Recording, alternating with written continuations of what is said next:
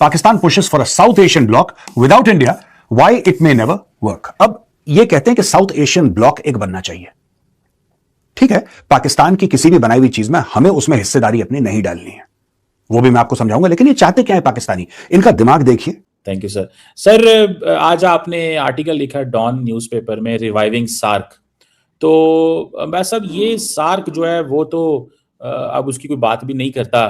तो इंडिया और पाकिस्तान के अखबारों के अंदर मैं देख रहा था कि सार्क के हवाले से जो है वो डिफरेंट न्यूज़पेपर्स में आ रही थी कमेंट्री। तो मतलब कभी डिस्कशन भी नहीं हुई कहीं पे भी कि इसको रिवाइव करना चाहिए। तो आप क्या समझते हैं कि किन कंडीशंस में, किन हालात में क्या सिचुएशन पैदा होगी कि जो सार्क जो है वो रिवाइव होता नजर आ रहा है आपको? पाकिस्तान के डेप्यूटी प्राइम मिनिस्टर इशाक डर, उन्होंने रिसेंटली ये बोला कि Islamabad is working to expand its trilateral initiative with Bangladesh and China to include other regional nations and beyond. यानी कि बांग्लादेश और चीन के साथ हम अपनी जो साझेदारी है, जो अपनी पार्टनरशिप है, उसको हम बढ़ा रहे हैं और भी देशों को हम इसके साथ लेकर आएंगे। ठीक है, बेसिकली क्या हुआ कि दोस्तों, जब सार्क जो था ना, सार्क, जब भारत ने सार्क का डब्बा गोल कर दिया, इसके बाद पाकिस्तान को लगा कि नहीं, हमारे लिए स्पेस है। पाकिस्तान के लिए कभी भी कोई स्पेस नहीं था। और मुसलमान जो हैं जब रिजेक्ट हो जाते हैं तो विक्टिमहुड वो खेलना शुरू होते हैं। They start crying foul. आपने वो फोटोज देखी होंगी कि मनमोहन सिंह खड़े हैं, फॉरेन का लीडर आता है, वो जाकर सोनिया गांधी से हाथ मिलाता है और वो बेचारा साइड पे खड़ा हुआ ऐसे हाथ जोड़कर। उसको कई बार तो पुश करके पीछे कर दिया जाता था कि सोनिया गांधी आ गई है तो पीछे हटो। और लोगों ने क्रिटिसाइज भी किया कि प्रधानमंत्री की इतनी बड़ी ह्यूमिलेशन, और ये आदमी 10 साल से वहां पे चाटुकारा की तरह इनके पीछे लगा रहा। यहां तक कि जब राहुल गांधी आता था, मनमोहन सिंह झुककर पैरों को हाथ लगाते थे राहुल गांधी के। 40 साल हो गए इस महीने सार्क को बने हुए। 1985 में ये बना था। तो और कुछ खबरें हम सुन रहे थे। इस सितंबर 2025 में यूएन जनरल असेंबली में जो पाकिस्तान और बांग्लादेश मिले, तो उन्होंने इसके बारे में बात की। पिछले साल भी की थी। जय हिंद दोस्तों। पाकिस्तान एक रीजनल ग्रुपिंग बनाने की सोच रहा है। रीजनल ग्रुपिंग मतलब कि एक सार्क, जो कि बहुत पहले का एक ग्रुप था जिसमें भारत, पाकिस्तान, श्रीलंका, वही जो भारत के आसपास के नेबरिंग कंट्रीज हैं, जो एक समय पे अखंड भारत का हिस्सा हुआ करते थे, उनके बीच सार्क, जो कि रीजनल कॉर्पोरेशन का एक मंच था। लेकिन पाकिस्तान के आतंकवादी हमले के बाद ये सार्क जो है भारत ने डिसफंक्शनल कर दी, क्योंकि सार्क में रहते हुए पाकिस्तान इस मंच का फायदा भी उठाता था और पीठ पीछे जो है वो भारत में आतंकवादी हमले भी करवाता था। सो भारत ने इसको खत्म कर दिया, और जब खत्म कर दिया तो सार्क से जो मिलने वाले पाकिस्तान को फायदे थे वो खत्म हो गया, और जो एक मंच पे पाकिस्तान की आवाज थी वो भी खत्म हो गया। सो पाकिस्तान अब ये सोच रहा है, क्योंकि बांग्लादेश के साथ अच्छे रिश्ते हैं ही, क्योंकि दोनों अब एक ही आइडियोलॉजी को फॉलो करने लगे, कट्टरपंथी। सो बांग्लादेश देश के साथ अच्छे रिश्ते हैं, चाइना को हम मिला लेते हैं और ओपन कर देते हैं कि जिसको आना है इस ग्रुप में आ जाए। तो हमारा एक जो है इस टाइप का ग्रुप बन जाएगा जिसमें पाकिस्तान का आवाज भी रहेगा। बांग्लादेश भी जो है बढ़ चढ़ के कह रहा है कि भाई नहीं नहीं, हमें ऐसी ग्रुप चाहिए, और पैसे देने वाले के तौर पे चाइना रहेगा। यानी जो काम पहले भारत किया करता था सार्क में, वो काम चाइना और पाकिस्तान मिलके करेंगे। तो ये पाकिस्तान एक सोच रहा है। ख्याली पुलाव है, पाकिस्तान ने अभी ऐसा कुछ किया नहीं है, पर पाकिस्तान के जो थिंक टैंक्स हैं, जो गवर्नमेंट है, वो लग रही है कि वो ऐसा कुछ बनाना चाह रहे हैं। बस उनको चाइना की तरफ से एक इशारा मिल जाए और 2-4 देश इसमें इंटरेस्ट दिखा दे, सो पाकिस्तान फटाफट ये ग्रुप बना लेगा। पर फिलहाल ये बनता हुआ नजर नहीं आ रहा है। और भारत में भी मीडिया आउटलेट्स पे पाकिस्तान पे चुटकी ली जा रही है कि बिना भारत के साउथ एशिया में कोई ग्रुप कैसे रह सकता है। खास करके ये दक्षेश का जो रीजन है, दक्षेश मतलब ये इंडो पैसिफिक का जो रीजन है, यहाँ पे तो भारत के बिना कोई ग्रुप जो है अस्तित्व में हो ही नहीं सकता। ठीक है, आधा से ज्यादा तो जो कोस्टल लाइन है वो भारत के कंट्रोल में। अब फिर आपने आज भी शायद खबर देखी होगी बांग्लादेश के फॉरेन मिनिस्टर के हवाले से। तो बांग्लादेश ही में बनी थी ये, ढाका में 1985 में। और बांग्लादेश की एक बड़ी दिलचस्पी है इसमें कि जी एक रीजनल कोऑपरेशन होनी चाहिए। अगर आप देखें तो मैंने उसमें लिखा है कि that idea is as sound today as it was in 1985। यानी ये आज भी उतना ही वैलिड है कि रीजनल कोऑपरेशन होनी चाहिए। मैंने क्यों लिखा है? उसकी वजह यह है कि दुनिया इतनी ज्यादा तब्दील हो गई है चीमा साहब, कि जो पहला वर्ल्ड ऑर्डर था जो 1945 के बाद बना था, अब उसके अंदर कोई जितने भी रूल्स थे कि एक रूल बेस्ड वर्ल्ड ऑर्डर होगा, वो सारे वायलेट हो रहे हैं। तो बहुत सारे जो ममालिक हैं वो अपने खितों की तरफ जा रहे हैं, क्योंकि जब पूरा यूएन लेड वर्ल्ड ऑर्डर नहीं था तो उन्होंने खितों की तरफ अपने जाना शुरू किया। जब अपने खितों की तरफ जाना शुरू किया तो रीजनल कोऑपरेशन बढ़नी शुरू हो गई। अगर आप और सारे खितों में देखें, एशिया में, आसियान में बहुत ज्यादा तावन बढ़ गया है। तो ये बड़ा जरूरी था कि हमारा जो खिता है जनूबी एशिया, जिसको लीस्ट इंटीग्रेटेड कहते हैं, यानी इस मुल्क के अवाम, इस मुल्क के जो ममालिक हैं वो दुनिया में अब सबसे कम आपस में तजारत करते हैं, सबसे कम उनके आपस में ताल्लुकात हैं। तो मेरा ये ख्याल था कि अब इस बदलते हुए आलमी निज़ाम में जब सारे मुल्क अपने अपने खितों में ज्यादा काम बढ़ा रहे हैं, काम करना चाह रहे हैं, तो जनूबी एशिया में भी होना चाहिए।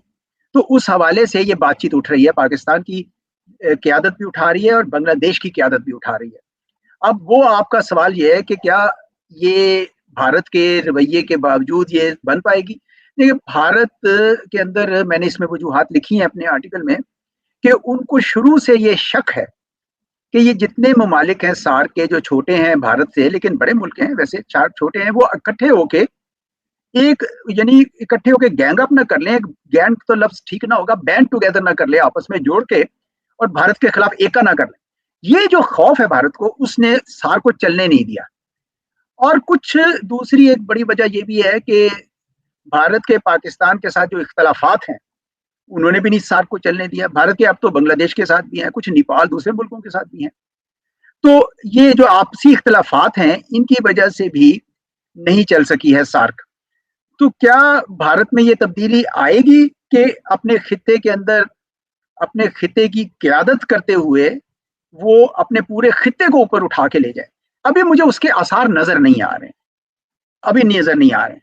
वैसे अगर भारतीय सफारतकार होता तो मैं यकीनन अपनी हुकूमत को ये कहता कि भाई आप तो इस पूरे खित्ते के बड़े हैं, अगर आप इनकी क़यादत नहीं करते हैं और सारों को साथ लेकर नहीं चलते हैं तो जाहिर बात है कि कोई और मुल्क बीच में आएगा। और वही हुआ। वो मुल्क कौन सा आया? वो चीन आ गया। यानी जब भारत ने अपने जनूबी एशिया में खला पैदा किया तो उस खला को पुर करने के लिए चीन आ गया। तो ये चीज भारत के अपने सोचने की थी कि चीन ताल्लुकात पाकिस्तान से, बांग्लादेश से, श्रीलंका से, नेपाल के साथ, म्यांमार के साथ मुसलसल बढ़ा रहा है। और इसलिए बढ़ा रहा है क्योंकि भारत के अपने जो ताल्लुकात हैं इन मुल्कों के साथ वो तल्ख हैं, या उन्होंने तल्ख कर दिए हैं, या तल्खी किसी न किसी वजह से हो गई है। तो जो गैप पैदा हुआ, जो वैक्यूम पैदा हुआ, खला पैदा हुआ, उसको चीन ने आके पूरा कर दिया। तो ये मेरा मुख्तसर है कि ये भारत की क़यादत के लिए लम्हे फिक्रिया है कि उनका अपना खिता जिसमें वो एक कुदरती यानी नेचुरल लीडर होते, वो उन्होंने वो लीडरशिप किसी और को दे दी। बिल्कुल सही। अच्छा, इसमें मैं देख रहा था कि पाकिस्तान ने भी एक प्रपोजल दिया है जिसमें पाकिस्तान के जो डेप्टी प्राइम मिनिस्टर हैं इसाक डार साहब, उन्होंने कहा जी कि जो साउथ एशिया है it can no longer be trapped. अब देखिए साहब, इनको ये क्या चाह रहे थे? ये तो यही चाह रहे हैं ना, इशाक डार क्या कह रहे हैं कि साहब चाइना होगा, बांग्लादेश होगा, पाकिस्तान होगा, हम लोग मिलके, तीनों मिलके बड़े जोश और खरोश के साथ एक ग्रुपिंग बनाएंगे हम लोग अपनी। ये ग्रुपिंग वालों का ये हाल है। अब असली बात सुन लीजिए, रियल बात क्या हुई है। China positive on Putin's India visit, calls for stronger trilateral cooperation. ये दोस्तों स्टोरी है पूरी की पूरी। पुतिन भारत आए, चाइना रीच आउट कर रहा है। यहां पे एक बात बताइए, इशाक डार जो बात कह रहा है, ये इशाक डार और सिर्फ बांग्लादेशी रिपीट कर रहे हैं क्या? चाइना वाले ने किसी ने बोला कि हां हम एक ट्राइलैटरल फोरम बनाना चाहते हैं पाकिस्तान, बांग्लादेश और चाइना का? किसी चाइनीज ने बोला? नहीं, ये खुद ही बावले बोलते जा रहे हैं, अपने इको चेंबर में बोलते जा रहे हैं। आपने दोस्तों RIC का नाम सुना होगा, हम कई बार इसको कवर कर चुके हैं। RIC, Russia, India, China. आपने कहीं CPB सुना है कभी? Have you ever heard of it? ये पाकिस्तानी बैठे बैठे अपने दिमाग से कुछ भी निकाल के कुछ भी बोल देते हैं, राइट? अब ये देखिए, China, Russia, and India are emerging economies and important members of the global south. Chinese Foreign Ministry spokesperson Guo Jiakun told a media briefing here, reacting for the first time to Putin's high-profile visit to New Delhi last week and his interactions with Prime Minister Narendra Modi. Responding to a question about Putin's comments about New Delhi and Beijing ahead of his visit, Guo said that China stands ready to work with Russia and India to continue advancing the bilateral relations. Guo said that the three countries maintaining sound relations is not only in line with their own interests but also conducive to regional and global peace, security, stability and prosperity. दोस्तों ये story है, मैं आपको बताता हूं, ठीक है ना? This is the complete story, जहां पे पाकिस्तान को पैसा चाहिए। अच्छा, एक भिखारी, आपने देखा कि $29 बिलियन ये लोग चाइना से लूट चुके हैं अभी तक Pakistani. $29 billion they have taken from China. डकार तक नहीं मारी इन लोगों ने, हजम कर लिया वो पैसा चीन का, वापस देने का कोई नाम नहीं। अब चाइना बेचारा पीछे पीछे इनके भाग रहा है। ये देखिए साहब, एक तो ये चीज, इन लोगों को बांग्लादेश ने बोला कि यार जो बाप था इनका अमेरिका, बांग्लादेश की सरकार का जो बाप था, उसने हाथ पीछे कर लिया। जो मोहम्मद यूनुस को लेकर आए थे उन लोगों ने हाथ पीछे कर लिया। ट्रंप कह रहा है हमें कोई लेना देना नहीं है। तो फिर बांग्लादेश की सरकार और मोहम्मद यूनुस ने खास बोला कि यार ये तो एक बाप की तलाश में, तो उसने बोला कि नहीं, एक काम करते हैं, जो इनका बाप है पाकिस्तान का, उनसे तुम्हें मिलवा देते हैं।